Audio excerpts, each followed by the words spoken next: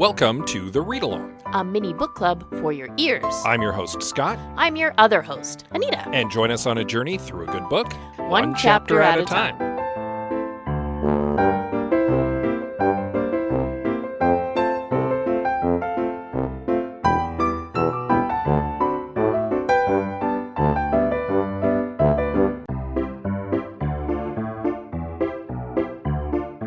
Do you like talking about movies? Do you like talking about mediocre movies? Do you like talking about how you could have fixed mediocre movies? Well, I certainly do, and you can listen to me, Scott C. Bourgeois, along with my co-hosts Greg Beaver and Liam Creswick, as we give our notes in I Have Some Notes. You can follow it now on your podcatcher of choice or support it by visiting patreon.com/I Have Some Notes.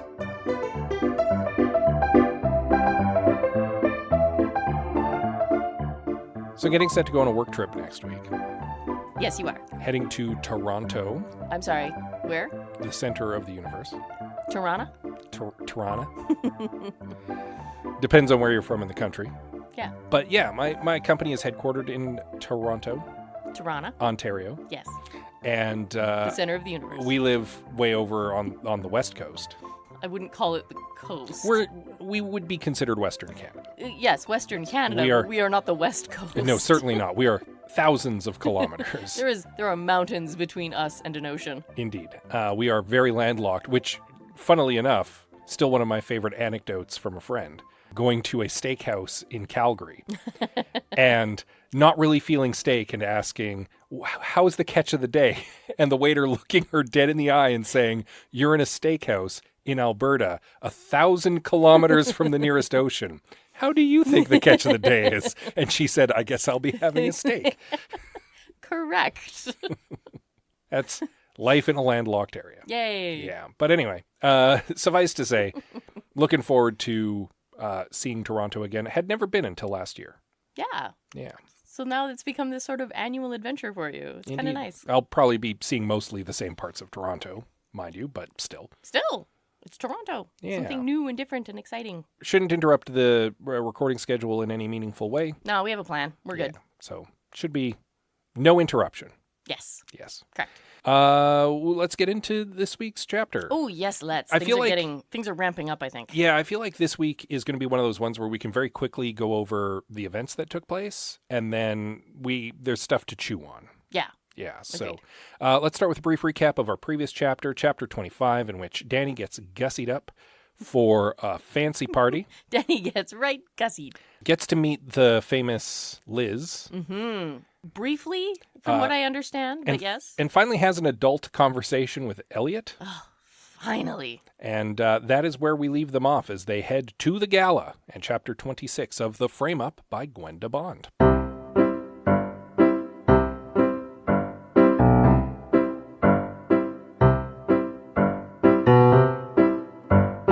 So they roll up to the gala. Yes, it begins. It's all red carpet and paid photographers. Here's the thing. It feels like fake red carpet. Kinda. Well, yeah. And I don't mean like the carpet is fake. I mean like they have hired these photographers who are under contract and have explicit rules about what they can and cannot publish for pictures. Yeah, they're kind of thing. They're making it look like a fancy party. Yeah.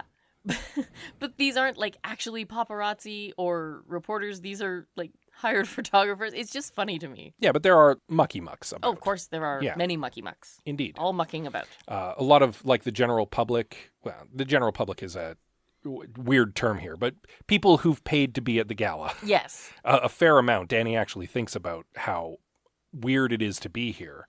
Isn't it something like $10,000 a plate or something like that? I don't think it was quite that high, but it was a ridiculous number. Thousands of dollars to be there.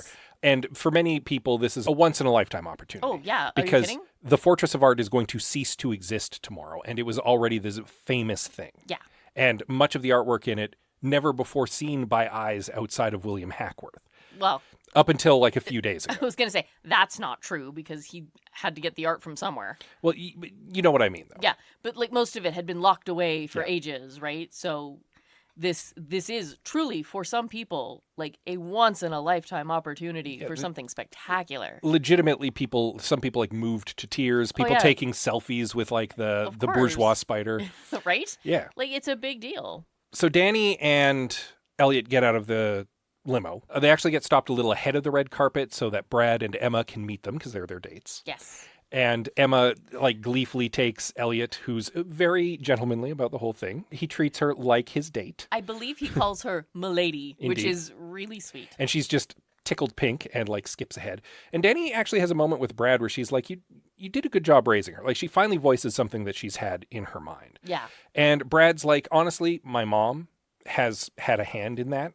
She's actually really level-headed when she's not stress drinking like she has been for the last couple weeks. You don't say. And she kind of raised me the same way. Like, she was married to my father.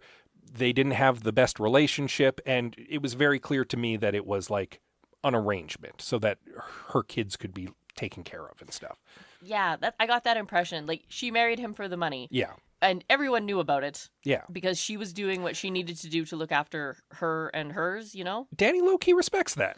Well, yeah. She's like, I kind of respect that she was like forward with him about what the con was and just kind of like went with it. Mm-hmm. And game recognizes game. Well, yeah. And Dani knows, right? Like, sometimes you do what you got to do. Yeah. Right? I think Diana goes up in her esteem a little bit in this moment. Yeah, I agree. Yeah. Yeah. They make their way in and have an opportunity to schmooze a little bit, but very quickly Brad is beckoned by Rose. Yes. Yeah, Rose swoops in. She's dressed fabulously, compliments Dani on having picked a nice outfit, is a little off-put about the bag choice. That's a thing that stuck out to me. We will get to that. Rose is snooty. I know. And then is like, the ex-wives need an audience. And Brad's like, oh, work. And Dani kind of invites herself along. And so they make their way to like the grand staircase where the ex-wives are all holding court. Yes. Greeting people coming in and schmoozing. Drinking champagne. Because, of course, there are waiters wandering around with trays of champagne. And hors d'oeuvres. Yes. And being all like that fake snooty sincere. Like, oh, it's so lovely to see you. Ooh. But Dani also kind of recognizes them in their element in this moment. Mm-hmm. They're all like, they're on.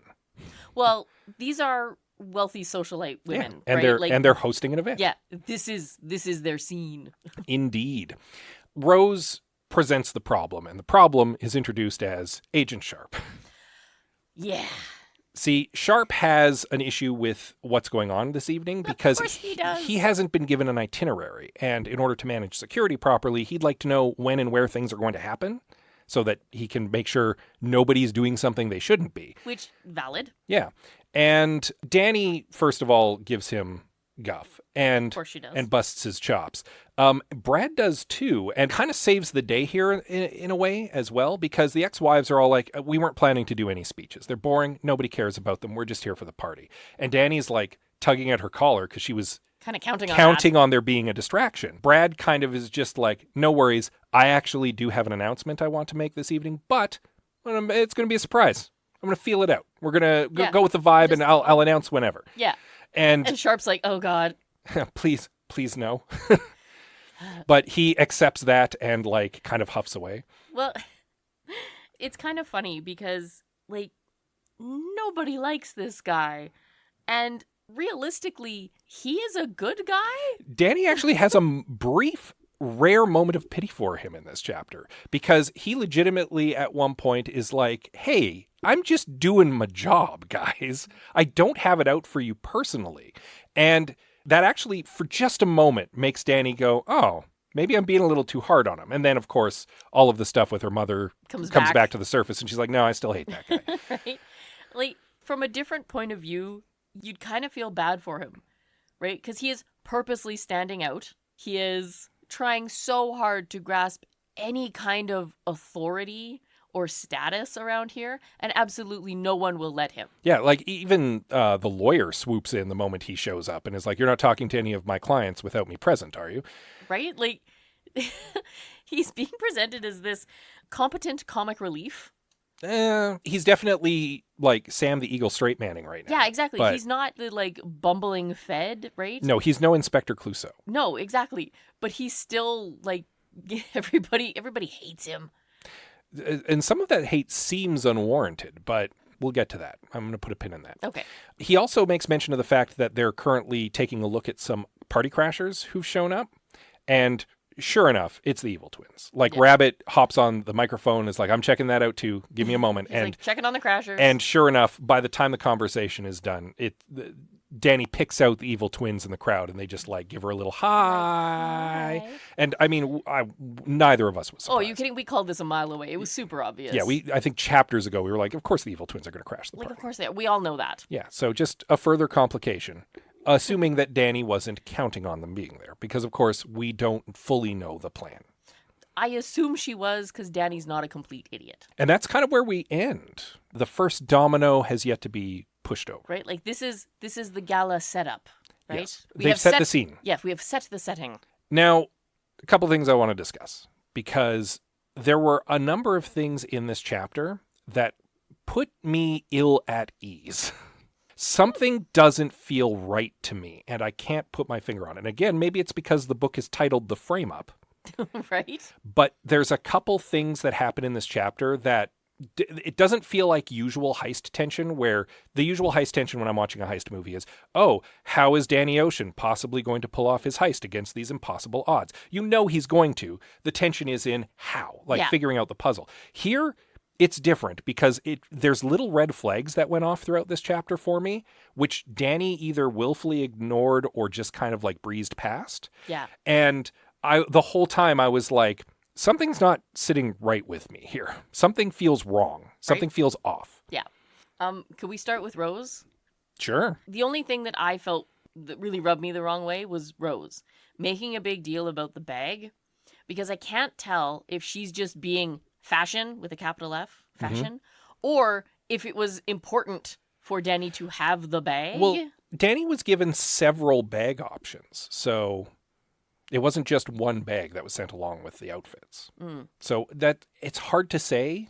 But I wouldn't put it past Rose to, if she wanted to plant some manner of tracker or bug on Dani for whatever reason, who knows, to hide several in all of the outfit options. Not and impossible. Then Dani bringing her own something kind of thwarts that and throws Rose off. Well, Rose definitely has her own agenda as well. Yeah, So, it is also possible that I am crazy overthinking this. It's very possible. I have a tendency to do that. Because we know that at the very least she wants the Archer painting. So, she has an agenda. Of course she does. And, I mean, Dani's fine with that because, as she puts it earlier in the chapter, as soon as they've swapped the painting, the evil twins and Rose and whoever else can do whatever they want with it. Yep. As long they can have the fake one and do as they please. That was definitely something, and I will admit that. But there were a couple other things. Number one, Brad. Dani very much trusts Brad now. Yep. I think we're supposed to trust Brad now. And I don't trust Brad. He's weirdly cagey in this chapter, despite being once again very forthcoming with personal information about his family, about his daughter, about his mother in this chapter. His antagonism to Agent Sharp in this chapter didn't come across as cute backing up Dani. It came across more malicious in this chapter. And that was weird to me. And number two, his caginess about what his announcement is and when he's going to do it also seems weird to me.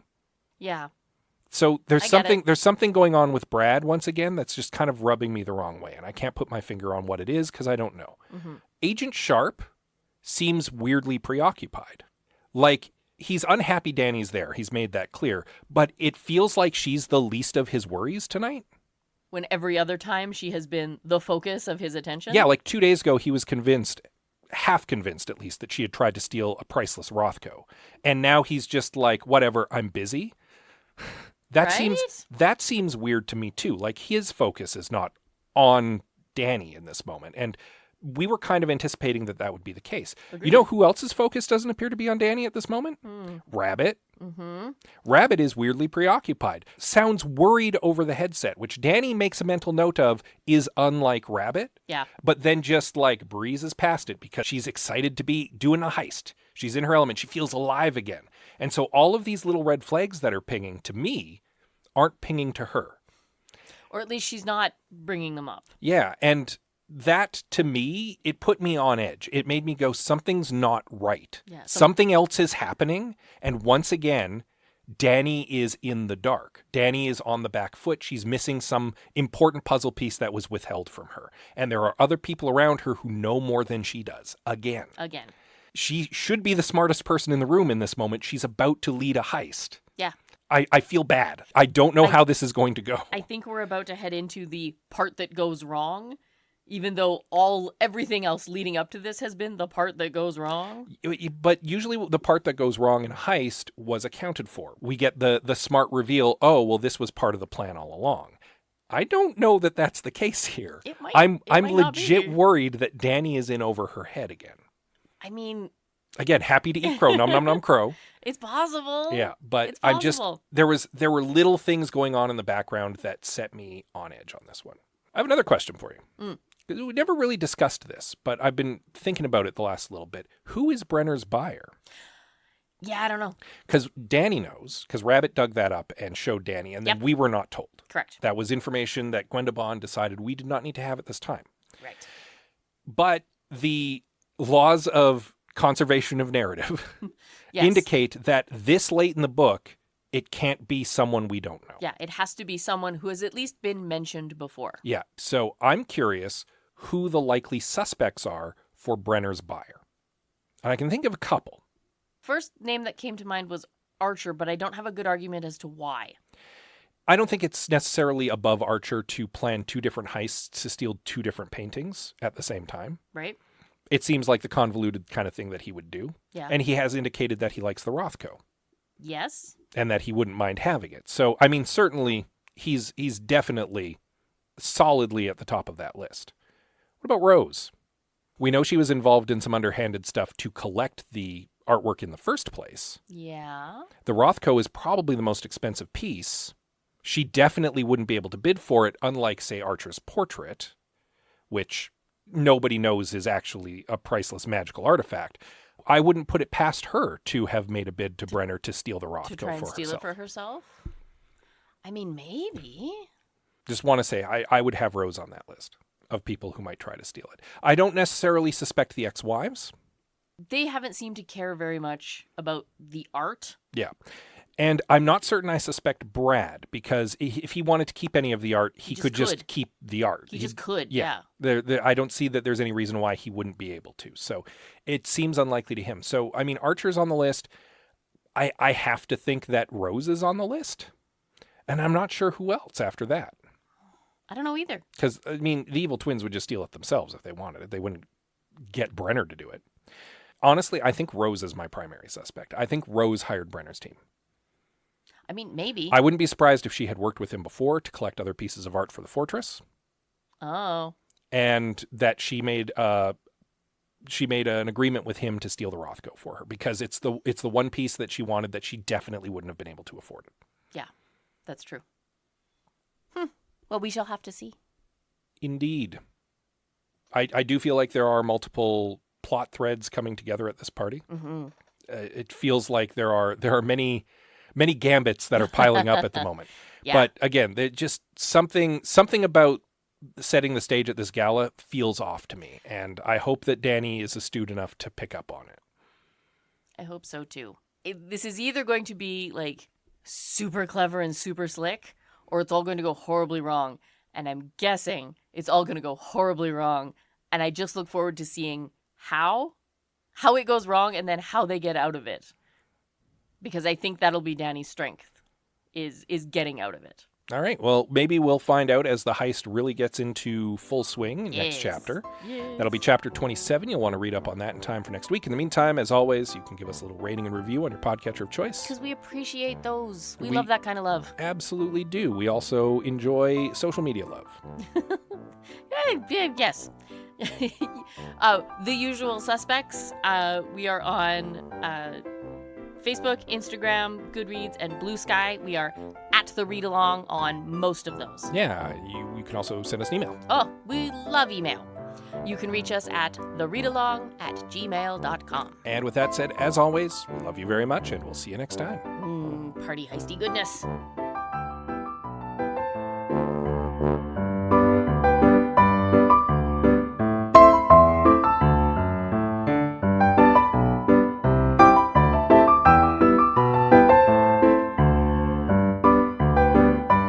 Thank you for joining us on The Read Along with your hosts, Anita and Scott Bourgeois. All Read Along music is by Kevin MacLeod at Incompetech.com. Cover art is by Aaron Beaver. Be sure to join us on Twitter, Instagram, and Facebook at The Read Along, and check out our group on Goodreads.com.